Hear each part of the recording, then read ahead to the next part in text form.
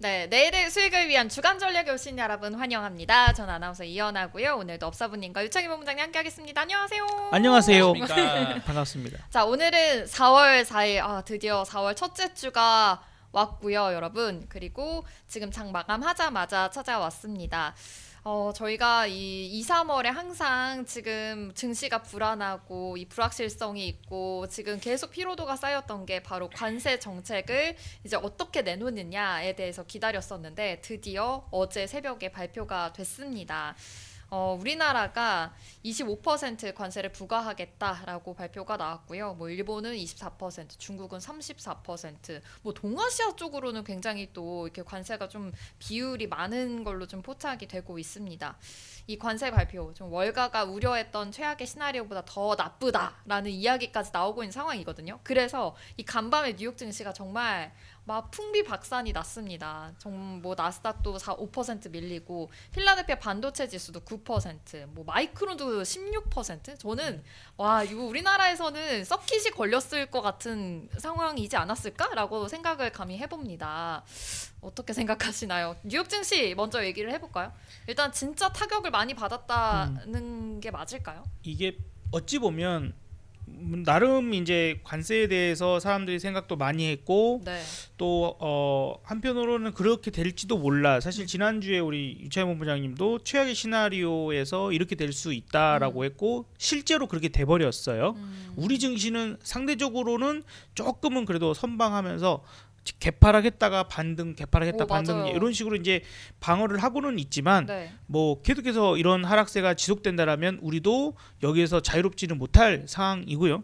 우리나라에다가 조금은 그나마 좀 낫지 않을까. 혹은 이제 한편으로는 그래도 마지막에는 조금 다시 한 번만 더 유예이거나 협상의 여지를 조금 남겨놓지 않을까 했는데 그게 여지없이 다 박살나는 상황이고 이게 약간 그런 느낌을 좀 받았어요. 이거는 이제 별개로 그냥 저 혼자 느낌이 트럼프도 약간 바이든 나이 들고 못지않게 판단력이 흐려져서 지금 치맥기가 오나 약간 그런 느낌에 조금 뭐 25% 했다가 26% 했다가 약간 타지가 않아요. 예, 그러니까 약간 이 노망난 환자처럼 그런 모습이 약간씩 보이더라. 이제 여기서 이제 문제가 어떠한 부분이 좀 있냐면 과거 일기 같으면 네. 참모진이나 누가 뭐 약간 그런 일화도 있더라고요. 참모진 가까운 사람이 그 트럼프 책상에 한국 FTA 철회 뭐 이런 그 건이 있어갖고 자기가 숨겨버렸다는 거예요. 근데 모르더라. 그래서 넘어갔다는 거예요. 그래서 지금 그 한 순간만 넘어가면 또 잘 몰라. 약간 이런 부분들이 좀 있는데 네, 이거에서 네. 문제가 이번에 트럼프의 어떤 의지적인 부분에 있어서는 뜯어 말리질 못하고 있는 것 같아요. 질주를 하면 이걸 참모가 말리거나 주변에서 거기까지 가는 건 조금 우리 미국한테도 별로 썩 도움이 되지 않을 것 같아요 하기보다는 일단 주변에 드러나는 인물들도 그냥 부추기는 인물들이 더 있는 것 같기도 하고 그래서 지금 전 세계에서 트럼프를 컨트롤할 수 있는 사람이 거의 없다. 유일하게 평가받는 사람이 멕시코 여성 대통령이 좀 샤바샤바를 좀 해서 그나마 뭐 하지 지금 전 세계가 부닥치면 다 죽어 이런 부분이고 이제 문제는 그거잖아요. 그걸로 인해서 그 다음 단계가 이제는 더 문제야. 그래서 그러니까요. 물가는 치솟고 네. 성장률은 뚝 떨어지고 소비도 감소되고 이런 부분들이 이제 스태그플레이션으로 근데 이게 끝까지 가자고 하는 것 같아서 시장이 지금 악화되는 분위기 같아요. 심지어는 이제 밤사이 그 마이크론이 16% 네. 마이너스. 우리나라도 지금 SK하이닉스가 마이너스 8% 갔다가 네. 약간 이제 이러고 있는데 반도체에도 관세. 그러니까 재미 들려버렸어요. 우리 그 정의선 회장이 뭐 미국에 가서 판단을 약간 오판한 것 같긴 해요. 그러니까 다른 지금 후회하고 있을까요? 다른 자동차 회사들은 야 관세 쳐맞으면 우리가 차값을 내려서 소비자한테는 일단 팔리게끔 하자. 약간 이런 전략이면 현대차 그룹은 미국에다가 31조 투자하고 그러니까요. 관세 조금 낮춰주겠지 했는데 그러니까요. 뭐야. 트럼프 생각은 그게 아니라 봐봐 내 말 맞잖아. 결국에 관세 매기니까 얘네가 미국 와서 공장 짓는 데잖아. 그리고 너네는 공장 미국에서 만든 차만 팔면 되잖아. 그러면 서로 문제 없잖아 이거가 돼버린 거예요. 그러니까 벙찐 거죠. 관세 좀 낮춰줘. 됐거든? 택도 없거든? 이러되 갈 때까지 가자. 이 사태가 과연 어디까지 갈지 모르기 때문에 지금 우리가 쉽게 바닥이나 터닝에 대한 이야기를 하면 안 되겠다. 사실 저는 지난주까지만 해도 약간은 기대를 살짝 했어요?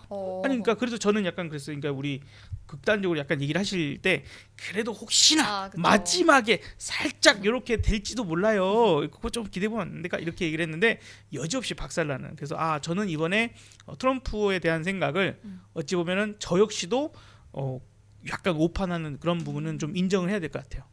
끝이었구나. 네, 아무래도 이 전 세계적으로 지금 다들 박살나고 있는 상황이고 이제 협상을 하나하나 시작을 해야 되기 때문에 계속 좀 불안정한 장세가 이어지지 않을까라는 생각을 해봅니다. 근데 뉴욕 증시도 이렇게 지금 바닥이 났는데 우리나라 시장은 그래도 좀 선방하면서 버텨주고 있잖아요. 근데 오늘 금요일 날 드디어 우리 정치적 불확실성이 또 해소가 하나가 거쳐졌습니다. 판결이 나면서 해소가 된 것 같은데 그렇게 됐다라고 좀 생각을 하시나요? 이제 다음 주부터 조금은 반등을 다시 해줄 수 있다 이렇게 보실 정치적 수 있나요? 불확실성이 해소가 돼서 올해 우리 이번 주 우리나라 버틴 거죠. 그거 없었으면은 우리나라가 어떻게 이렇게 버티겠어요? 근데 금요일 오늘 났잖아요. 그럼 음. 계속 이제 잘 될 거라는 해소가 될 거란 기대감에 지금 버텨준 거예요. 그쵸. 아. 이미 그 카드를 화요일부터 써먹었잖아. 그래서 화요일에 조금 버틸 수 그 있구나. 선거 날짜 잡히자마자 네. 시장이 1%가 올랐어요. 어, 그리고 뭐 수요일은 이제 관세에 대한 우려감들 때문에 네, 화요일에 좀 올린 걸 조금 뺀 정도 수준이었고 네. 그리고 어저께 같은 경우는 마이너스 3% 하락 출발하고서 다 회복하면서 그래도, 마감했어요. 오늘 아침에도 마이너스 1.5% 2% 하락 출발했다가 탄핵 선고 나온 다음에 밀리긴 했지만 어쨌든 플러스 1%까지 0.5%까지 맞아요. 올랐다가 네. 밀린 거예요. 그러니까 국내 탄핵에 대한 어떤 카드는 다 반영이 된 거다. 만약에 안 됐으면 그 탄핵이 없었다. 네. 이벤트가 없었으면 네. 지금 같이. 이 정도로 버텼을까요? 어. 더 빠졌겠지? 그리고 만약에 오늘 탄핵이 만약에 기각됐거나 했으면 서킷 나왔지. 최소 서킷은 힘들어서 사이드칸 나왔겠지. 마이너스 5%는 밀렸겠지 주가 지수가. 네, 그러니까 사람들이 야 탄핵된데 왜 주가 왜 이래? 할 게 아니에요. 이미 반영된 거고 환율 보실까요? 네. 어제 오늘 40원 빠졌어. 40원. 와. 1475원 하던 환율이 이틀 만에 1437원. 장중에는 1430원까지 받았어요. 이 얘기 뭐예요? 불확실성이 한국의 정치적 불확실성이 해소가 되고 있구나. 그러니까 환율이 빠지는 거예요. 그래서 주식시장만 볼 게 아니라 환율이라는 이런 걸 보면은 긍정적으로 해석을 했다. 다만 이게 다음 주까지 계속 이어진다. 말할 수는 없는 거죠. 왜? 미국 시장이 하락이 끝난 게 아니니까. 네, 그래서 뭐 미국 시장을 조금 더 이제 부연 설명을 하자라면 네. 제가 보는 관점에서 미국은 아직 투매가 안 나왔어요. 투매가 안 나왔다고요? 오. 투매가 안 나왔어요. 투매가 안 나왔기 때문에 네. 반등은 무섭다. 줄 수 있지만 네. 반등은 줄 수 있지만 마지막 뒤풀이가 한 번 있을 수 있어요. 근데 투매라는 게 이런 거예요. 여기서 더 빠지면서 이렇게 올라오는 투매가 나올 수도 있죠. 네. 언제냐면 우리나라로 치면은 8월 5일 그쵸. 8월 5일처럼 그날 거무 그쵸. 금요일이었는데 월요일 날 더 먼데이, 빠졌잖아요. 블랙 먼데이. 이날처럼 투매가 나올 수 있어요. 근데 사실은 투매는 언제 나왔냐면 요때 나왔어요. 요때. 요 이틀 사이에 나왔었거든요. 그렇기 때문에 미국이 더 빠져야지 투매가 나온다는 뜻은 아니에요. 제가 봤을 때는 여기서 더 빠져야지 투매가 나온다는 게 아니라 조금 올라갔다가 반등을 주더라도 이렇게 밀 때 여기서 이제 투매가 이제 끝났다 하면서 투매가 나올 수가 있거든요. 그래서 그러한 부분들이 좀 빠르게 확인이 되면 우리나라 증시도 이제 불확실성은 다 끝났다 말할 수 있지만 그게 아니면 계속 한 번의 충격은 있을 수 있다라는 걱정은 계속 가져가야 되겠죠. 그럼 이렇게 좀 충격이 있을 때 오히려 저가 매수 기회 어떻게 생각하세요? 핑고 이 빙고? 정도 저가 오! 매수죠. 이제부터는 그리고 환율도 지금 나아지고 있으면. 그렇죠. 왜냐면 오. 우리나라 증시가 여길 깨겠습니까? 아하. 2,400을 깨겠어요. 이런 믿음. 네. 그러니까 막 2,400 초반이야. 네. 깰 수도 있죠. 2,400을. 네. 2,400 안 올까요? 아우 올 것 같아요. 그쵸? 네. 그러니까 지금부터 한 2,400 중반 이하부터는 이제부터는 주식을 사야지. 분할 매수. 그 제가 지난주에도 말했잖아요. 이번 주는 사지 말고 그 다음 주, 그러니까 일주일 정도는 관세 영향이 있을 수 있으니까 네. 그 다음에 좀 보자라고 말했잖아요. 어. 그러니까 지금부터는 사도 되죠. 다만 이제 이게 V자로 갈지 네. 아니면 요렇게, 그러니까 이게 이렇게 V자로 올라올 수도 있는 거고, 네. 아니면 요렇게 한 달, 두 달 정도 횡보하고 올라올 수도 있겠죠. 그거는 이제 장담은 못하지만 네. 충분히 지금 2,450 이하에서는 네. 이제부터는 사도 된다. 공포의 구간이 아니라 오히려 좀 기회를 주는 구간으로 돼서 주식이 올라올 수 많은 있다. 사람들이나 현금이 없으신 분들은 공포의 구간일 수 있겠죠. 근데 현금이 많은 사람들은 기회의 구간이에요. 우리 저점의신 업사부님은 또 어떻게 네. 생각하시나요? 그러니까 그 입장이라면 네. 분명히 제가 잡아낼 겁니다. 그러니까 저는 어쨌든 그러니까 뭐 진짜 저를 아시는 분들은 네. 폭락이 들어왔을 때 바닥 놓친 적이 거의 없고 제가 와. 바닥이라고 선언해서 그게 틀린 적은 없어요. 그러니까 제가 바닥을 어쩌다가 뭐 예를 들어서 여기 중에 뭐 한 번, 두 번을 놓친 적은 있다 치더라도 이건 바닥입니다라고 했을 때 그걸 틀린 적은 한 번도 없어요. 이때까지 살면서. 는 아니고 제가 어느 정도 이제 실력이 올라와서 여기서 이제 공식적으로 제가 지금 이제 4년째 네. 방송을 한 사이에는 단 한 번도 틀린 적이 없습니다. 와 여러분. 8월 요 5일 날도 여기 빨간선 아래로 내려갔을 때의 저점 매수 부분을 비롯해서 마찬가지예요. 여기 11월도 여기 저점, 그다음에 11월, 12월 9일 날도 그날 저점 매수 신호 모든 것들 저는 이제 실질적으로 이렇게 행동을 했고 심지어 2022년에 이제 이 폭락장 또 이 저점들을 다 잡았기 때문에 저는 수익을 낼 수 있었던 거거든요. 전체 한 해에로 봤을 때 수익이었거든요. 근데 그 수익이 전체 투자금의 90%에 달했던 수익이니까 장난 아니죠. 그러니까 뭐 어떤 얘기를 드리고 싶은 거냐면 그 우리 유채문 부장님의 여기까지 떨어지면은 이제 설마 더 떨어지겠냐 그런 부분들이 좀 있을 거예요. 그리고 많은 분들의 이제 노하우가 쌓여 있는 분들, 경험치가 있는 분들은 비슷하게 생각할 거예요.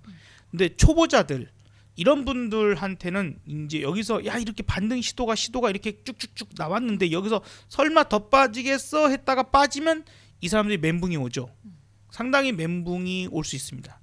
그리고 지금 저 같은 사람들도 멘붕이 올 수 있는 게 키움증권을 사용하고 있는데 키움증권이 지금 3일째 그지 같은 정말 입에 담기 힘든 욕이 나올 정도의 상황이 지금 이어졌어요.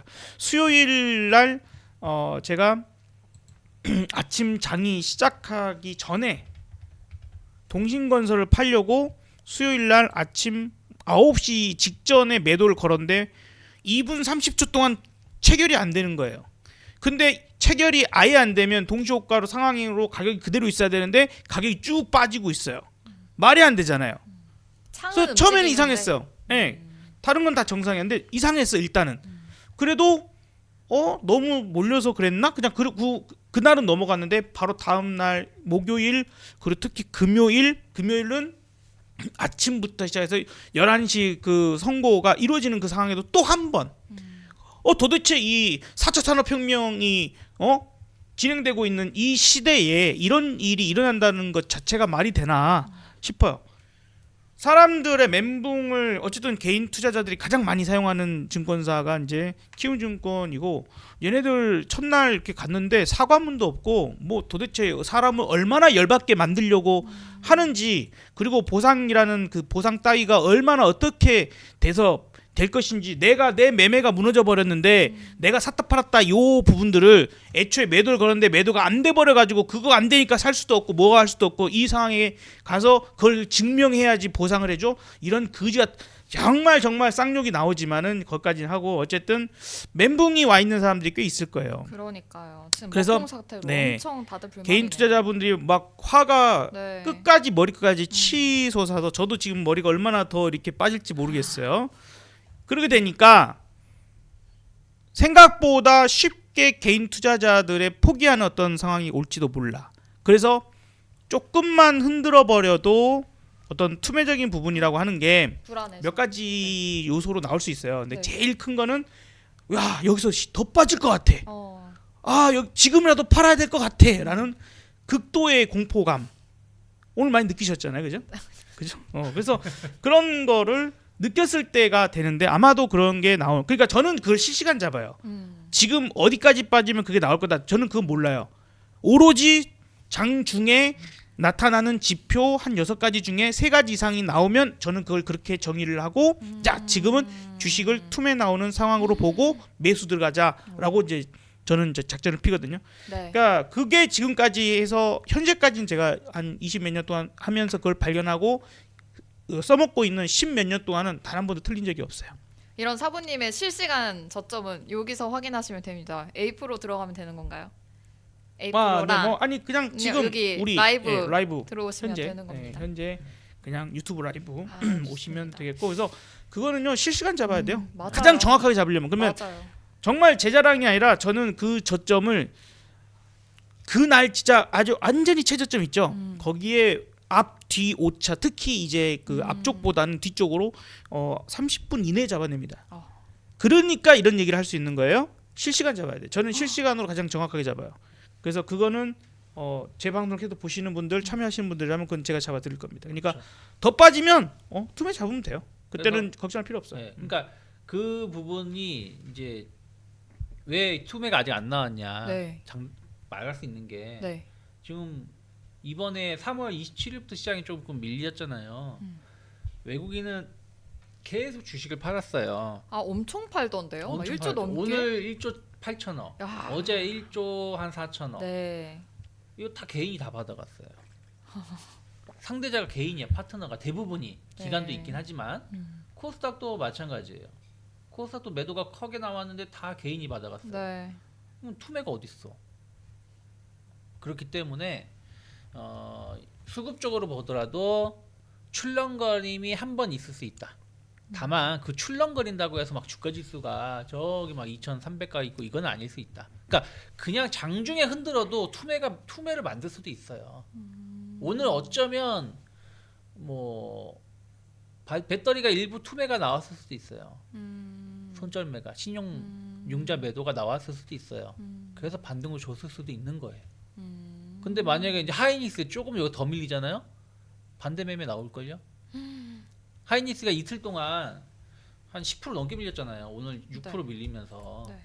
그러면 여기서 만약에 하이닉스 지금은 괜찮지만 만약에 한 17만 원 가면 뭐 투매 나온다고 신용 반대 매물 나올 수 있어요.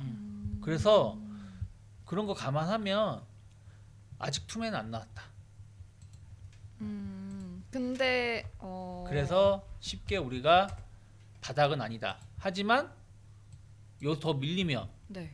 투매가 나올 수 있으니까 네. 우리 이제 사야지. 그때가 오히려 우리에게는 기회. 그렇죠. 제가 하이닉스를 작년에 2024년 이제 8월 달부터 시작해서 주구장창 하이닉스 바닥을 잡고 팔고 심지어 장중 단타를 막 2, 3%씩 계속 수익을 내고 정말 재밌게 하이닉스 수익을 내고 먹었거든요. 그래서 요 구간들 그래서 진짜 요 밑으로만 내려오면 무조건 잡았어요. 16만 원 밑으로 내려오면 무조건 잡고 수익을 내고 막 계속 그랬었고 이제 마지막으로 잡은 게 작년 이제 12월 직전 11월 말에 12월 이렇게 해서 여기서 가장 많은 물량을 들고 있었거든요.